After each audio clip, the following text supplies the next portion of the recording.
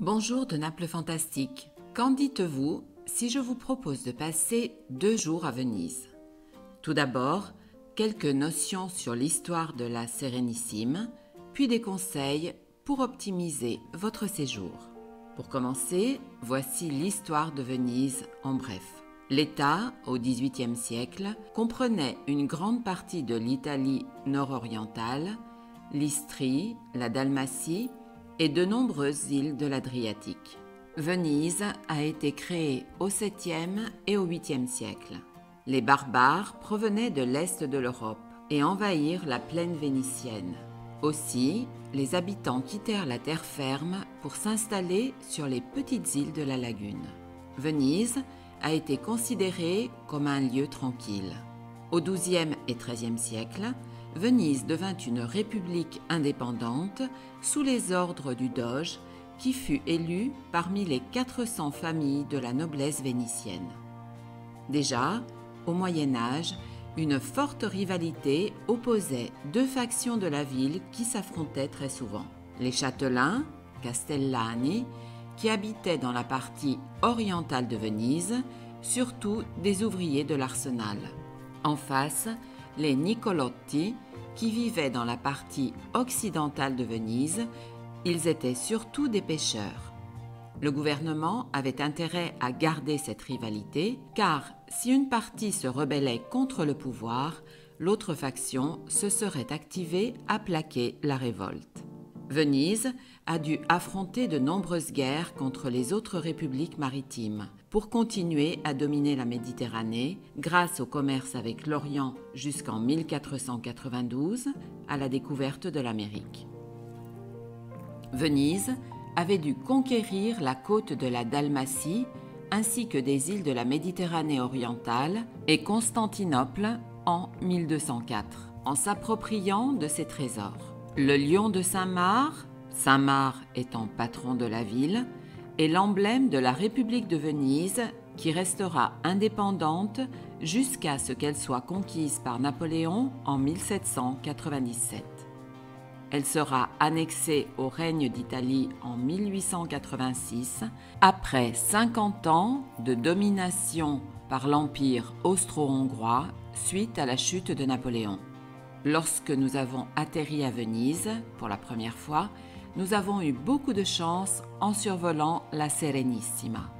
On voit distinctement que le Canal Grande divise le centre historique de Venise en 2 parties. Le Grand Canal s'étend sur presque 4 km et il arbore la forme d'un S renversé. Sa largeur peut atteindre jusqu'à 70 mètres. Il est parcouru par de nombreux vaporetti. Je vous propose de passer une journée ou un week-end à Venise. Si vous arrivez par avion, l'aéroport situé au bord de la lagune porte le nom évidemment de Marco Polo. De l'aéroport jusqu'à Venise, il faut emprunter le bus de la ligne ATVO qui vous mène directement en 30 minutes Piazzale Roma. Les billets, dont le coût est de 8 € l'aller et 15 € aller-retour en mars 2022, sont disponibles dans les distributeurs automatiques dans tout l'aéroport, dont la salle de retrait des bagages, ce qui vous fera évidemment gagner du temps, ou alors auprès du personnel ATVO au parking des bus. Vous pouvez aussi acheter les passes pour les vaporetti. Par le train, vous arriverez à la gare de Venise, Santa Lucia. Libre à vous maintenant de décider comment vous désirez vous déplacer dans Venise, à pied ou en vaporetto.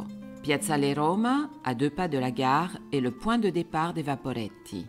La ligne 1 sillonne le Grand Canal jusqu'à Piazza San Marco en effectuant de nombreux arrêts, tandis que la 2 parcourt le canal de la Giudecca jusqu'à Piazza San Marco et touche aussi l'île de San Giorgio.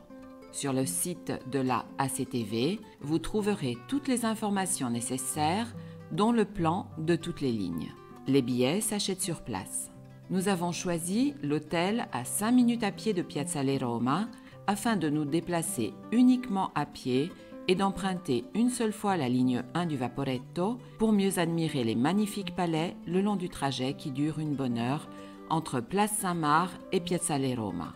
Je vous conseille de parcourir les calli, c'est-à-dire les rues, les rios, qui sont de petits canaux qui parfois ont été enterrés. Les canaux, canali, sont au nombre de 2, le Grand Canal et le canal de la Giudecca.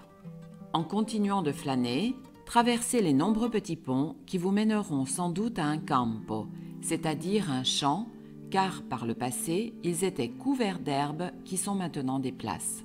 Une seule place porte le nom de piazza, il s'agit de la célèbre place Saint-Marc, Piazza San Marco, entourée de monuments magnifiques. Pour nous rendre place Saint-Marc, nous pouvons donc soit aller à pied, ou alors nous pouvons emprunter le Vaporetto numéro 1. Le long du Grand Canal, depuis le Vaporetto, vous apprécierez les bâtiments témoins de la grandeur de la République de Venise. La silhouette du pont du Rialto, le pont le plus ancien du Canal Grande, est absolument unique. Le Rialto arbore un manteau blanc et remonte au XVIe siècle. Il prit une importance primordiale avec l'expansion du marché du Rialto. Le deuxième pont célèbre est le pont des Soupirs, situé à 10 minutes du Rialto. On peut l'admirer de l'extérieur depuis le pont de la Paglia et aussi pendant la visite du Palais ducal, car les prisonniers qui traversaient ce pont savaient qu'ils resteraient à jamais dans les prisons jusqu'à leur mort. Ils soupiraient en admirant pour la dernière fois le monde externe. Le Palais ducal est superbe. C'est un chef-d'œuvre de l'art gothique auquel sont ajoutés des détails de la Renaissance et du maniérisme.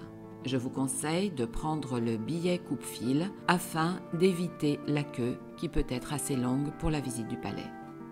On accède à l'étage supérieur depuis l'immense cour afin de découvrir la salle du Conseil majeur reconstruite à partir de 1340.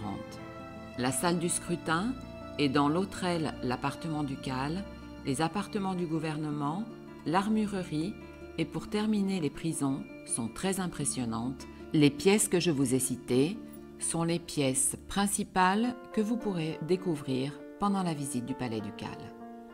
En sortant du palais, sur la Piazzetta San Marco, 2 monolithes soutiennent les 2 protecteurs de Venise. Saint-Marc, représenté par un lion ailé, et Saint-Théodore qui terrasse le dragon. Alors, nous empruntons l'ascenseur qui nous mène au sommet du campanile en 30 secondes. Il s'agit de l'un des campaniles les plus hauts d'Italie. La statue dorée de l'archange Gabriel trône au sommet du campanile. Le premier campanile, érigé au IXe siècle, jouait le rôle de phare et de tour de guet. Il fut modifié plusieurs fois, il subit plusieurs fois la foudre, puis, pour terminer, un tremblement de terre qui l'abîmèrent. En 1609, Galileo Galilei y fit une démonstration de sa longue vue. En 1776, le campanile a été protégé par un paratonnerre, mais le 14 juillet 1902, à cause de travaux imprudents, il s'écroula. Il fut reconstruit à l'identique et inauguré en 1912. Dans la cage supérieure sont ajoutés les lions, en alternance avec les justices, et au sommet est ajouté un nouvel archange Gabriel. La cloche majeure, dite Marangona, épargnée par l'effondrement, annonçait le début et la fin de journée de travail pour les Marangoni, c'est-à-dire les charpentiers de l'arsenal, ainsi que les sièges du Conseil majeur. Depuis ses 98 mètres, le campanile domine la place Saint-Marc. La Piazza San Marco a la forme d'un trapèze dont les dimensions sont de 175 mètres par 72. La superbe place est la seule à Venise appelée Piazza, comme je vous l'ai dit au début de cette vidéo. Les événements de la vie civique ont fait qu'elle est appelée le Salon de Venise. Parmi les nombreux cafés qui bordent la place, il faut citer le Café Florian, le plus ancien café d'Italie, inauguré en 1720 avec le nom À Venise triomphante. Casanova, Gabriele D'Annunzio, Wagner, Stendhal et Goethe ne sont que quelques-uns des visiteurs qui s'y sont arrêtés. La place a été agrandie à partir de 828, date de la construction de la basilique Saint-Marc. La place est entourée par les Procuratie nouvelles, l'aile napoléonienne et la tour de l'horloge. La Torre dell'Orologio, qui date du XVe siècle, possède une horloge en or et en émail bleu qui indique l'heure, le jour, les phases de la lune ainsi que les signes du zodiaque. Le sol de la place a été surélevé à plusieurs reprises et malgré tout, il arrive que des marées exceptionnelles envahissent la place. Seule l'activation du Mose permet d'atténuer le phénomène. Il s'agit d'une barrière qui s'élève dans la lagune pour baisser le niveau de la mer à Venise. La visite de la basilique Saint-Marc est absolument de rigueur. Elle fut construite vers 828 pour abriter les reliques de Saint-Marc qui furent volées par 2 marchands vénitiens à Alexandrie en Égypte. La basilique est un mélange de styles roman et byzantin dont le plan est une croix grecque surmontée de la coupole centrale et de 4 coupoles latérales. La basilique actuelle a été consacrée en 1094. Les chapiteaux, les marbres et les bijoux de la façade ont été apportés de l'Orient. Les tympans sont des arcs arabes, probablement pour rappeler la ville d'Alexandrie. On peut accéder à la terrasse du premier étage. D'ailleurs, au-dessus de la porte principale sont exposés les 4 chevaux en bronze pris en 1204 à Constantinople. Au sommet, domine le lion ailé, symbole de Venise et de son saint patron. Entrer dans la basilique permet de s'émerveiller des 8000 mètres carrés de mosaïques en or qui recouvrent le plafond.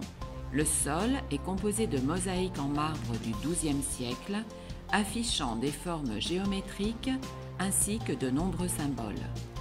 L'autel principal abrite la dépouille de Saint-Marc. Mais il faut aller derrière l'autel et admirer la Pala d'Oro, une œuvre superbe que les joailliers ont réalisée en 300 ans. Pour terminer, descendons dans la crypte. Il ne faut pas quitter Venise sans découvrir l'ancien arsenal de Venise. L'arsenal, le chantier, naquit au XIIe siècle et devint le chantier naval le plus important au monde. Après la guerre, il a hébergé la marine militaire et depuis 2013, la ville de Venise en possède les 2/3. Si vous trouvez le temps, empruntez un vaporetto et passez au minimum 1 heure sur l'île de Burano, charmante et charmeuse, parsemée de nombreux magasins artisanaux, dont Sogni et Gemme di Silvia, que vous voyez ici, situé le long du canal Via Giudecca numéro 129. Silvia est une personne charmante et très accueillante. Elle crée aussi de magnifiques bijoux. N'hésitez pas à aller lui rendre visite. Votre séjour se termine et certainement les palais, l'ambiance vraiment particulière et magique de Venise vous accompagneront très longtemps. Venise se visite, s'admire et lorsque le soleil se couche, le va-et-vient des vaporetti laisse place au silence presque féerique de la Sérénissime. Les gondoliers entonnent des chants mélodieux, romantiques, et se préparent à déposer leurs gondoles en attente du lendemain, quand la ville, à nouveau, s'éveillera au gré du soleil qui, comme par magie, réchauffera Venise de ses rayons. Voici, j'espère que cette visite vous a plu, qu'elle vous aura donné envie de vous rendre à Venise ou d'y retourner, si vous connaissiez déjà. Je vous invite dans tous les cas à vous inscrire à ma chaîne Naples Fantastique, sans oublier d'activer évidemment la petite cloche afin de recevoir toutes les notifications. Parlez de Venise, de mon site également si vous le désirez et de ma chaîne YouTube avec vos amis, et partagez sans modération. Bon séjour à Venise, grazie et à la prossima volta.